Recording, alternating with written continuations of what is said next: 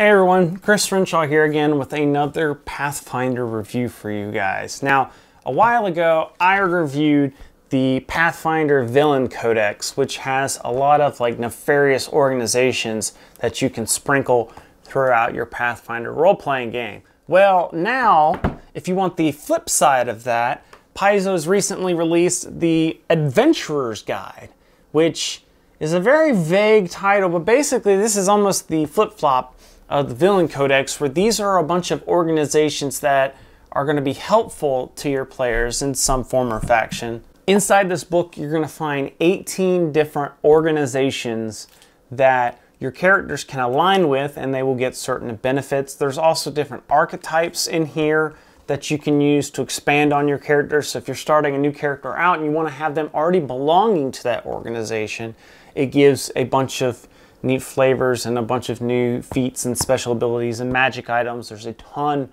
of magic items in this book for things that these organizations have access to. And of course, some of them you've probably already heard of before, like the Pathfinder Society.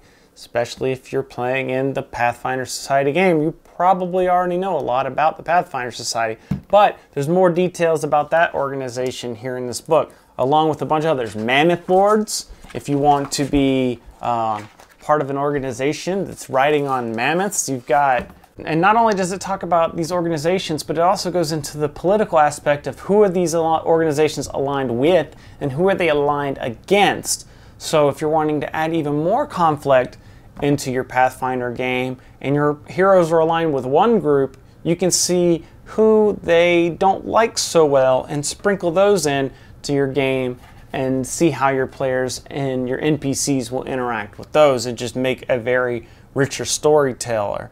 You've got classes in here such as Cypher Mages, you've got Hell Knights, which just the artwork for the Hell Knights looks super cool. Red Mantis, again, another really cool looking Aldurai Sword Lords, which are a bunch of people that have perfected some sword play and have a very specific type of sword fighting, and they actually hate a lot of people who have broken away and taught their secrets to others. And you have to, the only way to learn their secrets is to actually swear to become an Aldurai Sword Lord yourself. So a lot of really, really cool people and organizations in this book. So a lot of really good detail. You've got prestige classes in here. Like for instance, I mentioned the Hell Knights. Let's go to the Hell Knights. So you can be a Hell Knight yourself as a prestige class, and get all sorts of features where you can detect chaos, you can smite chaos, you can discern lies, and even get Hell Knight armor, which looks freaking badass. You can also be a Hell Knight signifier, which are spellcasting Hell Knights, which that just looks even cooler. I think I'd probably pick that, where you get to wear the armor but cast spells as well. It's pretty wicked. And if you don't want to go into, if you want to be able to start someone who might be in this group, you've got the Armiger, who is a fighter archetype that can use, that'll be flavored with the Hell Knights. You've got the Devil Binder, which is an unchained sword summoner archetype. And then, of course, you've got all sorts of equipment. Now, I'm just kind of going through this one to show an example of what you can find inside this book with one of the groups that I found the coolest. You've got all the equipment, such as the Hell Knight armor and plates. You've got the magic items, such as the Signifer's Fist. It's forged of black iron, and you can expend 1 point from your arcane pool to make a single melee attack with it. If it deals damage, it gets a Bane ability against that specific creature's type for 1 minute. And then all sorts of new spells and abilities, such as Shackle and Brand of Hobbling.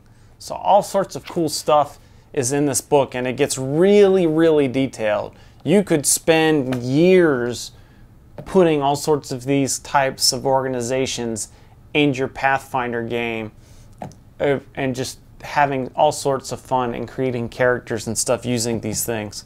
So if you bought the Villain Codex and loved how detailed it could be, or even if you didn't because you like making your own baddies, but your characters and your players are wanting to do something new with their characters, then I suggest you pick up the Pathfinder Adventurer's Guide. It's a great add-on for Pathfinder. If you love all the other Pathfinder books, you're going to like this book as well. But there's some really cool things in here that I think you and your players are really going to enjoy. So, let me know what kinds of organizations you'd like to make a character for down in the comments below. And let me know what other kinds of stuff you want to see me review here on the channel. And make sure you can check out my other Pathfinder videos and stay subscribed to the channel for other great RPG content. Thanks for watching, and we'll see you next time.